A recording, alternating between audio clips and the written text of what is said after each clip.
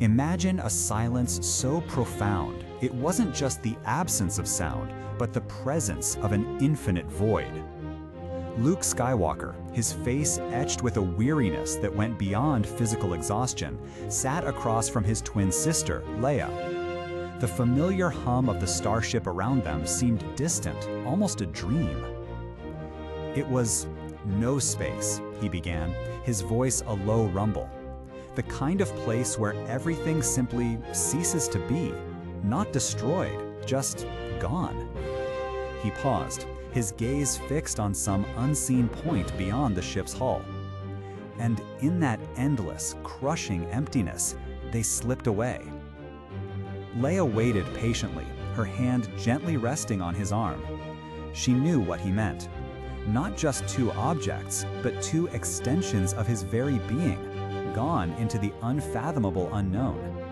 His lightsabers, both of them. "I confess," Luke continued, a slight tremor in his voice, "the immediate thought was practical. How will I face Vader without one? How do I fight the darkness that looms without my primary tool?" He exhaled slowly, a profound vulnerability in his admission. "I felt disarmed, truly, deeply disarmed." For so long, Luke's connection to the Force, his very identity as a Jedi, had been inextricably linked to the first blade he wielded, his father's. That iconic blue glow, first ignited by Obi-Wan Kenobi in the desert heat of Tatooine, had been more than just a weapon.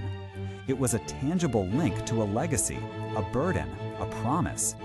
It represented Anakin Skywalker, the fallen hero, the terrifying villain. Every swing of that saber was a conversation with a past he was still trying to understand, a shadow he was still trying to escape, or perhaps embrace and redeem. When he first lost it in the depths of Cloud City, tumbling into the abyss with his hand, it was a brutal severing, a physical manifestation of the shattering of his world. And yet, it found its way back to him, a curious twist of fate, almost as if destiny itself insisted he grapple with that lineage. But for it to be lost again in the cold finality of no space, this time without the dramatic confrontation, without a desperate outstretched hand, just gone. It was a quieter, perhaps more insidious form of loss. A legacy finally released, not by choice, but by cosmic indifference. And then there was the other one, the green blade, his blade, the one he had meticulously crafted in the Jedi Temple on Tatooine, guided by the Force and the wisdom of Yoda. This was not an inheritance, but an affirmation, a declaration of his own path, his own burgeoning identity as a Jedi Knight. The verdant glow was a reflection of his growth, his connection to the living Force, his quiet determination. He had poured his focus, his learning, his very essence into its construction. It was a symbol of his independent journey, his personal commitment to the ways of the Force, untainted by the shadows of his father's fall. To lose both simultaneously in that void, it was not merely a practical inconvenience, it was a stripping away. First the inherited legacy, then the hard-won personal identity. He was left with nothing but himself, raw and exposed in the face of the universe. At first, the panic was real, Luke admitted to Leia, his gaze returning to hers. The fear that I was less without them, that I couldn't be the Jedi I needed to be, not without a saber, especially for Vader.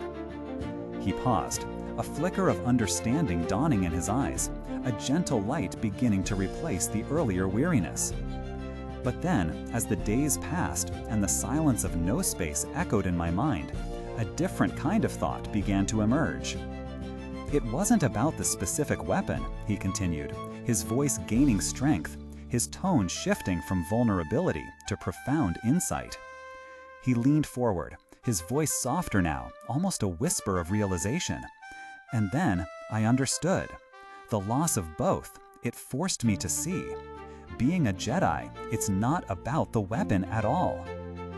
This was the crucible, the moment of profound clarity. The universe, in its strange, often brutal wisdom, had taken away his crutches, his external symbols of power and identity, to show him what truly mattered. He realized that the power of a Jedi did not reside in the finely tuned kyber crystal, nor in the humming blade, nor in the hilt lovingly crafted. It resided in the wielder, in their connection to the Force, in their wisdom, their compassion, their courage, their unwavering commitment to justice and balance. The lightsaber was a tool, yes, an extension of will, but it was not the source of that will. It was not the source of the Force. The Force flowed through him, through every living thing, independent of any external apparatus. This understanding was a seismic shift. It meant his strength wasn't dependent on an object he could lose, or one that could be broken.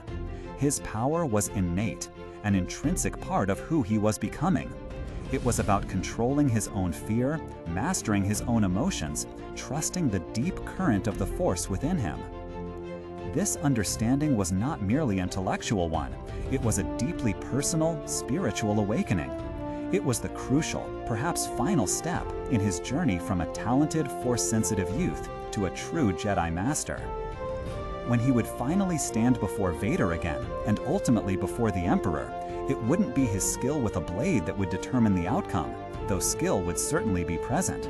It would be his unwavering spirit, his refusal to succumb to anger, his deep-seated compassion that allowed him to see beyond the mask of Vader to the man within. His power would come from within, from his understanding of the Force, from his ability to face the darkness, not with a counterweapon, with an inner light that could not be extinguished, no matter how many external symbols were stripped away. The loss of his lightsabers in no space, seemingly a moment of great weakness and vulnerability, was in fact the ultimate strengthening. It was the universe's way of saying, "Look within, Luke. That's where your true power lies." Luke's awakening reminds us that true mastery in any pursuit often lies not in the tools we wield, but in the internal transformation we undergo. His journey from a hopeful farm boy, dependent on an inherited weapon, to a Jedi Master whose strength radiated from within, is a profound testament to the inner work required for true growth. The external loss paved the way for an internal gain, a profound realization that being a Jedi wasn't about the flash of a blade, but the quiet, enduring light of the soul. It's a powerful lesson for us all, that our true strength, our true potential, is never found in external possessions or circumstances, but cultivated within us, waiting to be fully realized. What are your thoughts on Luke's journey?